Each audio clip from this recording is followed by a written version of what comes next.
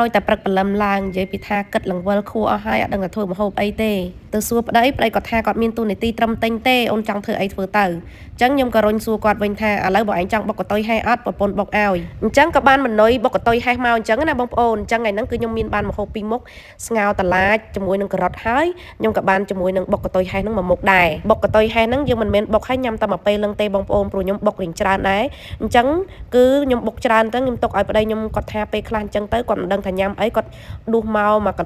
ស្លាបព្រាអញ្ចឹងចុចញ៉ាំជាមួយបាយជាមួយនឹងបន្លែគឺរួចខ្លួនគាត់តែម្ដងអញ្ចឹងណាបងប្អូនអញ្ចឹងមុខម្នុយមួយហ្នឹងគឺយើងញ៉ាំពេលណាក៏បានដែរឲ្យតែពេលបាយក្តៅអីឬក៏បាយក្តាំងបាយអីក៏ញាក់សាច់តែម្ដងណាបងប្អូនហ្នឹងហើយបងប្អូនអើយខ្ញុំកំងទៅនេះបើបានដល់ហើយព្រោះចង់ញ៉ាំយូរបងប្អូនអើយចេះតែខ្វៀងរត់លើបានធ្វើនេះដាក់ខ្មុចយកបងប្អូនអើយដល់ក៏ណែឆ្ងាញ់បងប្អូនក៏ទុកឲ្យធ្វើញ៉ាំឥឡូវហើយទុកធ្វើឲ្យទុកឲ្យបានញ៉ាំនេះមកដបអីយ៉ាងទៅក៏មួយខែដែរខ្ញុំតែម្ដងតិចបងប្អូនឲ្យជក់មកណាហ៎អញ្ចឹងបងប្អូនចាំមកមើលគ្រឿងផ្សំទាំងអស់គ្នាទៅធ្វើអីគេខ្លះអញ្ចឹងណាខ្ញុំមានមើមខ្ទឹម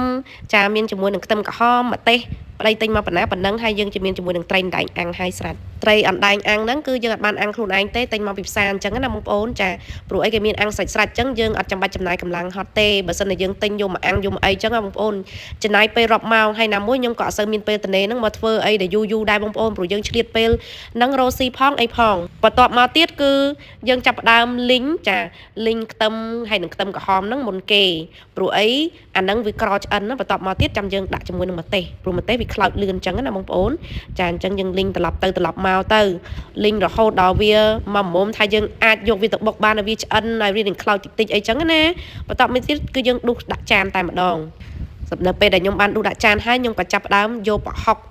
ហ្នឹងគឺយើងប្រើជាមួយនឹងប្រហុកសាច់បងប្អូនចាយកទៅអប់នឹងជាមួយនឹងឆ្នាំងអប់របស់ខ្ញុំបន្ទាប់មកទៀតត្រីដែលយើងបានបេះហ្នឹងគឺយើងយកមកលីងវាឲ្យក្រៀមអញ្ចឹងណាបងប្អូននៅពេលដែលលីងឲ្យក្រៀមអញ្ចឹងទៅ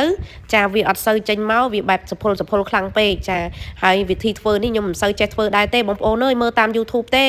YouTube គេបរៀនមកមិនគឺអញ្ចឹងសម័យឥឡូវសម័យ digital ស្រួលដែរចង់ធ្វើម្ហូបអីយើងមើលតែ YouTube ទៅហើយយើងធ្វើទៅតាម style របស់យើងទៅគឺអែមស្រាមតែម្ដងឥឡូវនេះខ្ញុំចាប់ដើម